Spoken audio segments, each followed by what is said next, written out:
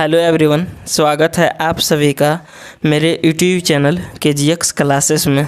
दोस्त, डेली की तरह आज भी मैं इंग्लिश का एक शॉर्ट स्टोरी लाया हूं, जिसके माध्यम से हम लोग इंग्लिश के grammars rule, vocab, English pronunciation तथा इंग्लिश सेंटेंस का हिंदी में अनुवाद अच्छे से सीखेंगे। आज की जो स्टोरी है वो बहुत ही इंटरेस्टिंग स्टोरी है। इसे सुनकर आप सभी को मज़ा आएगा, है ना। आज की स्टोरी की हेडिंग है जो है सो उसका आज की जो कहानी है वो कड़ी मेहनत का फल के बारे में, है ना। कड़ी मेहनत का फल, इसमें आपको इंग्लिश के नए नए वर्ड्स मिलेंगे, नए नए स्ट्रक्चर्स मिलेंगे। तो इसे आप कॉपी में नोट कीजिए ताकि आपको इसे पीछे रिवीजन करने में आसानी हो, है ना। और आपने मेरे चैनल को सब्सक्राइब नहीं किए हैं तो प्लीज़ मेरे चैनल को सब्सक्राइब कीजिए, वीडियो को लाइक कीजिए, वीडियो को दोस्तों के साथ शेयर कीजिए। मैं इसी प्रकार से डेली एक इंटरेस्टिंग स्टोरी, एक मॉरल स्टोरी लाता हूं और आप सभी को इंग्लिश सिखाने का, इंग्लिश का डर भगाने का प्रयास करता हूं, है ना।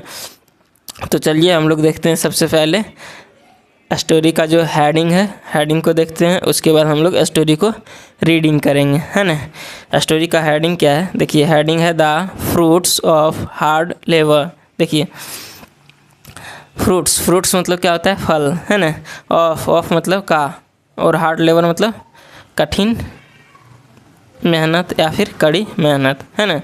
तो देखते हैं, कड़ी मेहनत का फल। जब भी हम सेंटेंस में प्रीपोजिशन देखें तो उसके पीछे से हम लोग हिंदी करना शुरू करते हैं। देखिए, ऑफ लगा हुआ है, ये प्रीपोजिशन है, इसका मतलब होता है का। तो इस इधर से हम लोग हिंदी करेंगे कड़ी मेहनत का फल, है ना। इस हेडिंग का हिंदी क्या हुआ, कड़ी मेहनत का फल। हम लोग देखते हैं स्टोरी को। Once a businessman had a lazy son. देखिए, लेजी मतलब होता है आलसी, और बिजनेसमैन मतलब व्यवसायी, व्यापारी, है ना। वंस मतलब एक बार। देखिए, ये इसका स्ट्रक्चर क्या है। देखिए, जब भी आपको सेंटेंस में हैड के बाद ऑब्जेक्ट दिखे, वर्ब नहीं, लेजी है वो आलसी, लेजी का हिंदी होता है आलसी, जो एक एडजेक्टिव में आता है ना। तो जब भी हैड के बाद, सब्जेक्ट के बाद हैड, उसके बाद ऑब्जेक्ट दिखे, तो ये जो स्ट्रक्चर होता है, ये सेंटेंस दिखाना चाहता है कि उसके पास कुछ था, है ना। देखिए, उसके पास कुछ था। यहीं हैज़ या हैव लगा होता तो उसके पास कुछ है। इसमें इसका क्या हिंदी होगा, देखिए। वंस एक बार a business man had a lazy son, मतलब एक बिजनेसमैन का, एक व्यापारी का एक आलसी बेटा था, है ना। एक बार एक बिजनेसमैन, एक व्यापारी के पास आलसी बेटा था, है ना। One day the businessman said. देखिए, वन डे मतलब होता है एक दिन, बिजनेसमैन व्यापारी, सेड मतलब होता है कहना। सेड जो है सो उसका सेकंड, से वर्ब की सेकंड फॉर्म है। देखिए, ये भी नया स्ट्रक्चर है। ये सब्जेक्ट है, बिजनेसमैन क्या है, सब्जेक्ट है, और सेड जो है सो वर्ब की सेकंड फॉर्म है। जब भी आपको सेंटेंस में सब्जेक्ट के बाद वर्ब की सेकंड फॉर्म आता दिखे तो वो होता है सिंपल पास्ट टेंस में। किस में होता है, सिंपल पास्ट टेंस में। उसका हम लोग हिंदी करते हैं या, ये, ई, या फिर ता, था, ते, थे, ती, थी में, है ना। तो इसमें क्या है, वन डे एक दिन, द बिजनेसमैन व्यापारी, सेड कहा, क्या कहा, I want you to earn something. देखिए, ये जो है सो ये भी नया स्ट्रक्चर आया है यहाँ। ये आई जो है सो सब्जेक्ट है, वांट जो है सो वर्ब का फर्स्ट फॉर्म है ना। देखो, तो देखिए, जब भी सेंटेंस में सब्जेक्ट के बाद वर्ब का फर्स्ट फॉर्म आता है तो वो होता है सिंपल प्रेजेंट टेंस में। इसका हम लोग हिंदी करते हैं, इसका हिंदी करते हैं ता है, ते है, ती है ना। तो इसका हम लोग हिंदी क्या करेंगे, आई वांट, मैं चाहता हूँ, यू टू अर्न समथिंग, कि तुम जो है सो कुछ कमाओ। किसने बोला, बिजनेसमैन ने बोला कि मैं चाहता हूँ कि तुम कुछ कमाओ। समथिंग मतलब क्या होता है, समथिंग मतलब होता है कुछ, अर्न मतलब कमाना, है ना। The son complained to his mother. देखिए, कंप्लेन मतलब होता है शिकायत करना। कंप्लेंट जो है सो वर्ब की सेकंड फॉर्म है। ये मेरा सब्जेक्ट है, उसके बाद वर्ब की सेकंड फॉर्म है, उसके बाद ऑब्जेक्ट है। तो इसका हिंदी क्या होगा, देखिए, द सन कंप्लेंट बेटा ने शिकायत किया टू हिज मदर, अपनी माँ के पास। बेटा ने शिकायत किया अपनी माँ के पास। She gave him a gold coin, उसने, देखिए गैव जो है गिव वर्ब की सेकंड फॉर्म है, ये भी यहाँ सेकंड फॉर्म में आया है, ये भी यहाँ सेकंड फॉर्म है, तो दोनों जो है ये सिंपल पास्ट टेंस में है ना। तो इसका हिंदी क्या होगा, सी गैव, उसने दी, हिम, उसको, अ गोल्ड कॉइन मतलब एक सोने के सिक्का, उसने उसे एक सोने का सिक्का दी, है ना। The son showed his father the gold coin, देखिए द सन शोड, शो मतलब होता है दिखाना, शोड जो है सो वर्ब की सेकंड फॉर्म में, ये भी सिंपल पास्ट टेंस में है। द सन बेटा, शोड मतलब दिखाया, हिज फादर अपने पिता को, द गोल्ड कॉइन सोना के सिक्का, है ना। बेटे ने गोल्ड कॉइन को अपने पिता को दिखाया, है ना। He asked him to throw it into a well, देखिए वेल मतलब होता है कुआं, थ्रो मतलब होता है फेंकना, है ना। यास्क जो है सो, यास्क मतलब होता है कहना या फिर पूछना, है ना। यास्क लगा हुआ तो ये वर्ब का सेकंड फॉर्म है ना। तो ये ही जो है सो सब्जेक्ट है, सब्जेक्ट के बाद वर्ब का सेकंड फॉर्म है, तो ये भी जो होगा सो सिंपल पास्ट टेंस में होगा। ही यास्क्ड, उसने कहा, हिम, उसको, टू थ्रो मतलब फेंकने के लिए, इट इसे, इनटू अ वेल मतलब एक कुएं में। उसके पिताजी ने उसको उस सोने के सिक्के को एक कुएं में फेंकने बोला, है ना। यास्क मतलब कहना या बोलना, है ना।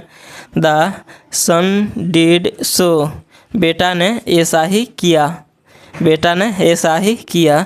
द वाइज फादर गेस्ड, देखिए गेस मतलब होता है अनुमान लगाना, गेस्ट जो है सो वर्ब की सेकंड फॉर्म है ना। तो क्या होगा, the wise father guessed, wise मतलब होता है बुद्धिमान, द वाइज फादर मतलब बुद्धिमान पिता ने, गेस्ड अनुमान लगाया, डैट की the source of the gold coin was the mother, देखिए द सोर्स मतलब साधन या फिर स्रोत, ऑफ द गोल्ड कॉइन मतलब सोने के सिक्का का जो स्रोत है, वाज द मदर उसकी माँ थी, सोने के सिक्का का जो स्रोत है उसकी माँ थी, है ना। सो इन हर अब्सेंस, अब्सेंस मतलब क्या होता है, अब्सेंस मतलब होता है अनुपस्थिति, इसलिए इन हर अब्सेंस मतलब उसकी अनुपस्थिति में ही आस्क्ड हिज सन, उसने अपने बेटे से कहा, टू अर्न समथिंग कुछ कमाने के लिए, उसकी अनुपस्थिति में वह अपने बेटे को कुछ कमाने के लिए कहा, है ना। The son had to search for work, the son बेटे को, हैड टू सर्च मतलब खोजना पड़ा, फॉर वर्क मतलब काम को। देखिए हैड टू, जब भी सेंटेंस में सब्जेक्ट के बाद हैड टू आता है तो इसका जो हम लोग हिंदी करते हैं वो करते हैं पढ़ा, पढ़े, पढ़ी, है ना, या फिर पढ़ता था, पढ़ते थे, पढ़ती थी। तो क्या है, the son had to search, बेटा को खोजना पड़ा, फॉर वर्क मतलब काम को। A shopkeeper offered to pay him ₹2 if he carried his trunk, देखिए शॉपकीपर मतलब क्या होता है, शॉपकीपर मतलब होता है दुकानदार, है ना। ऑफर्ड जो है सो वर्ब की सेकंड फॉर्म है। ऑफर मतलब होता है क्या चीज़ पेशकश करना। देखिए आज शॉपकीपर ऑफर्ड, एक शॉपकीपर ने पेशकश की, टू पे मतलब देने का, हिम उसको, ₹2 मतलब ₹2, if he carried his trunk यदि वे उसका जो ट्रंक था, ट्रंक एक होता है लोहा का पट्टी, है ना, उसको ट्रंक कहते हैं, हिज ट्रंक उसके ट्रंक को ले जाता है, यदि वो उसके ट्रंक को ढो देता है, ले जाता है, तो उसको ₹2 देंगे, है ना, उसने, एक दुकानदार ने बोला। द सन एग्रीड, जो बेटा था, द सन बेटा, एग्रीड जो है, एग्री मतलब होता है सहमत होना, एग्रीड सहमत हुआ, है ना। लेटर बाद में, ही वाज टायर्ड, देखिए TIRED, ये टायर्ड है, इसका मतलब होता है थका होना, थका हुआ, है ना। बट एक होता है TRIED, टायर्ड मतलब होता है कोशिश किया, है ना। तो क्या हो जाएगा, देखिए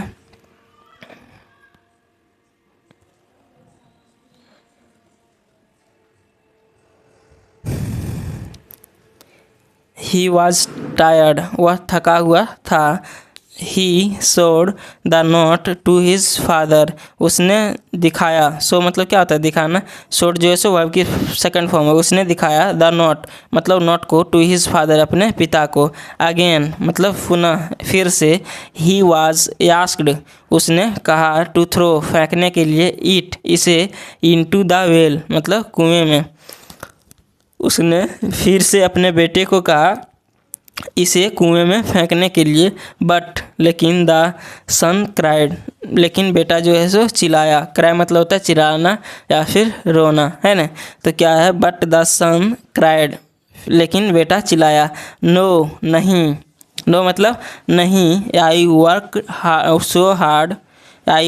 सो हार्ड फॉर इट, मैंने इसके लिए कड़ी मेहनत किया, इसका हिंदी क्या होगा, नहीं मैंने इसके लिए कड़ी मेहनत किया, है ना। द फादर टोल्ड हिम, पिता ने उसको कहा, टेल मतलब होता है कहना, टोल्ड जो है सो वर्ब की सेकंड फॉर्म है, द फादर टोल्ड हिम मतलब पिता ने उसको कहा, डैट की one feels the pain only, देखो कोई तभी दर्द महसूस करता है, फील मतलब क्या होता है महसूस करना, देखिए फील्स जो आया सो वर्ब का फिफ्थ फॉर्म है, तो ये जो होगा सो सिंपल प्रेजेंट टेंस में होगा, इसका हिंदी करते हैं, ता है, ते है, टी है में, तो क्या है, वन फील्स मतलब कोई तभी, one feels the pain only, कोई तभी दर्द महसूस करता है, पेन मतलब क्या होता है, पेन मतलब होता है दर्द, कोई तभी दर्द महसूस करता है, व्हेन जब the fruits of hard labour are wasted, देखिए जब कठिन कार्य का फल आर वेस्टेड मतलब बर्बाद होता है, जब कड़ी मेहनत का फल बर्बाद होता है तभी किसी को भी दर्द महसूस होता है ना। The son was never lazy again, देखिए अगेन मतलब पुनः होता है, the son was never, never मतलब होता है कभी नहीं, लेजी मतलब आलसी, तो द सन मतलब बेटा, वाज था, नेवर लेजी मतलब कभी भी आलसी नहीं हुआ, अगेन फिर से, बेटा फिर से कभी उसका आलसी नहीं हुआ, है ना। अब मोरल देखते हैं, इसका मोरल मतलब क्या होता है, शिक्षा, इस कहानी को देखने के बाद हमको इस कहानी से क्या शिक्षा मिला इसको देखते हैं, है ना। देखिए नेवर बी लेजी मतलब कभी भी आलसी मत बनो, है ना, कभी भी आलसी मत बनो। तो दोस्त ये स्टोरी आप सभी को कैसा लगा आप इसे कमेंट में ज़रूर बताइए, और हाँ ये स्टोरी आपको यदि अच्छा लगा होगा तो आप मेरे चैनल को सब्सक्राइब कीजिए, वीडियो को लाइक कीजिए, वीडियो को दोस्तों के साथ शेयर कीजिए। मैं इसी प्रकार से डेली एक इंटरेस्टिंग स्टोरी, एक मॉरल स्टोरी लाता हूँ और आप सभी को इंग्लिश सिखाने का, इंग्लिश का डर भगाने का प्रयास करता हूँ, है ना। तो चलिए, और हाँ आप इस स्टोरी का PDF चाहते हैं तो मेरे टेलीग्राम चैनल पर ज्वाइन होइए, मैं टेलीग्राम चैनल का लिंक डिस्क्रिप्शन में डाल दूंगा, आप वहां से ज्वाइन हो सकते हैं, या फिर आप टेलीग्राम में जाके सर्च कीजिए KGX क्लासेस, आप वहां से भी ज्वाइन हो सकते हैं। मैं इसका PDF मैं टेलीग्राम पर प्रोवाइड कर दूंगा, आप वहां से इसका वर्ड्स जो नए वर्ड्स है देख सकते हैं, है ना। तो चलिए हम लोग फिर मिलेंगे नेक्स्ट वीडियो में, तब तक के लिए जय हिंद, अपना ख्याल रखिए।